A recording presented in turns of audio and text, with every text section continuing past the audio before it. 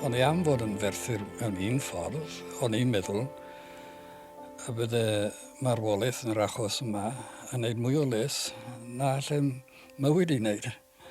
A dwi'n dal i gredu hynny. Tas o'n i wedi mynd i'r pen, fydde wedi gwneud gwahaniaeth i hanes Cymru. Dwi yn credu hynny. Ond na fe, nid bod yn ferthyr o'r prif amcan y peth, ond ceisio sicrhau bod na wasanaeth teledu teilwng yn cael ei sefydlu trwy'r sianel Gymraeg. O achos un peth o'n i'n gwbl siŵr ohono fe oedd na fe ddim dyfodol i'r iaith Gymraeg, ond i bai i ni gael sianel teledu lwyddiannus. A heb dyfodol i'r iaith Gymraeg, does na ddim dyfodol i'r genedl Gymraeg. Felly ymladd dros dyfodol i'r genedl Gymraeg oeddwn ni yn y pen draw.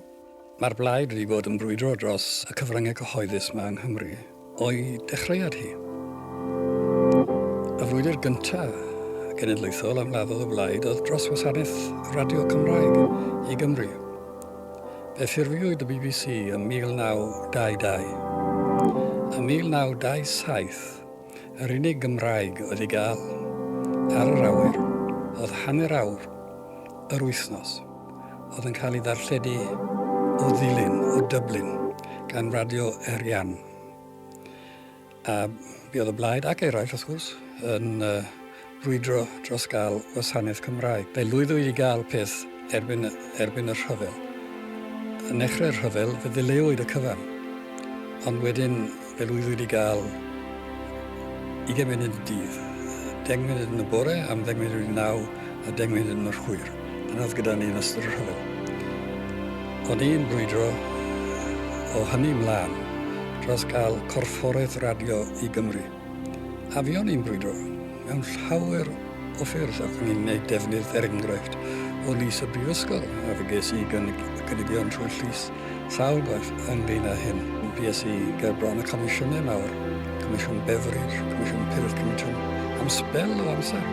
Mewn canlyniad i hyn, fe gawson ni nifer o bethau.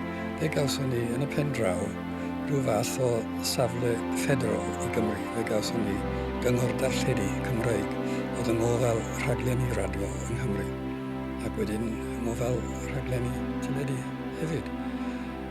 Ac mae'r gwasanaeth wedi gwella yn fawr yn ystod y blynyddoedd wedyn. Nes bod gyda ni heddiw gwasanaeth gwych dros ben, 12 awr o Gymraeg a 12 awr o Saesneg. Mae'n gwasanaeth gwych iawn.